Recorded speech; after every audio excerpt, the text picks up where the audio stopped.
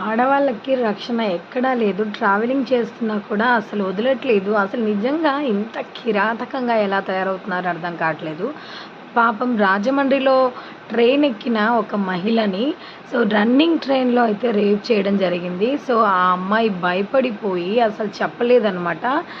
గుంటూరు పెద్దకూరపాడు అంత వరకైతే అక్కడైతే రేప్ అయితే జరిగిందనమాట. అది కూడా రన్నింగ్ ట్రైన్‌లో. ఆ బోగీలో ఎవ్వరు లేరు. తను ఒక్కతే ఉంది. రన్నింగ్ ట్రైన్‌లో ఒకతను వచ్చి ఎక్కుతా అని బాగా రిక్వెస్ట్ చేస్తే ఎక్కించుకుందనమాట. ఎక్కిన తర్వాత తనతో బాగా మిస్‌బిహేవ్ చేశాడు. అలా అమ్మాయిని రేప్ చేశాడు. దాంతో పాటు ఆ అమ్మాయి దగ్గర ఉన్న గోల్డ్, ఇంకా సెల్ ఫోన్స్ ఇవన్నీ కూడా తీసుకెళ్ళిపోయాడనమాట. తను భయపడిపోయి తర్వాత సికింద్రాబాద్ రైల్వే స్టేషన్‌లో మాత్రం కంప్లెయింట్ అయితే ఇచ్చింది.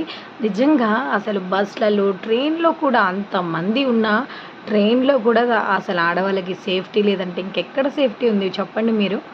బయట లేదు, ట్రైన్స్‌లో లేదు. అసలు ఎక్కడుండాలి? చిన్న పిల్లల నుంచి పెద్దవాళ్ళ దాకా అసలు ఎవ్వరిని వదలట్లేదు. అది కూడా అతనికి ఏజ్ వచ్చేసి 40 ఇయర్స్ అయితే ఉంటుందంట.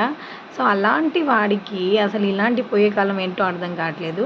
సరే బయట వదలట్లేదు. ట్రైన్స్‌లో జర్నీ చేసేటప్పుడు నలుగురు ఉంటారన్న భయం కూడా లేదు. ఇంత విచ్చలవిడిగా ఇలా బరి తెగించి ఎలా తయారవుతున్నారో అసలు అర్థం కావట్లేదు మనుషులు. లేదంటే వాడికి ఏమైనా ఎక్స్‌పీరియన్స్ ఉందా కూడా అర్థం కావట్లేదు.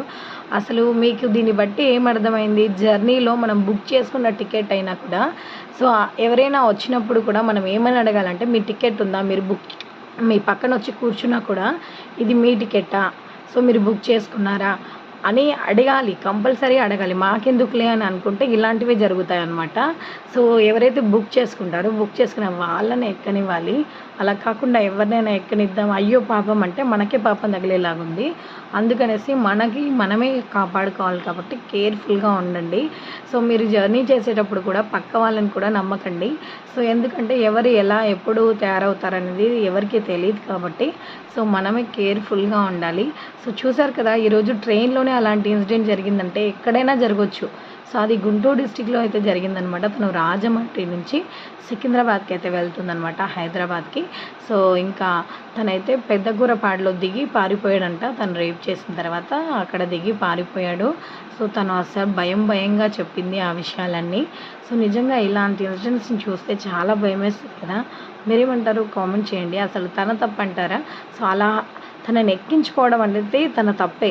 ఎందుకంటే అసలు అది ఆడవాళ్ళు మాత్రమే ఎక్కే బోగి అయినప్పుడు తను ఎక్కించుకోవడం అనేది తప్పు. మీరేమంటారు? కామెంట్ చేసి చెప్పండి.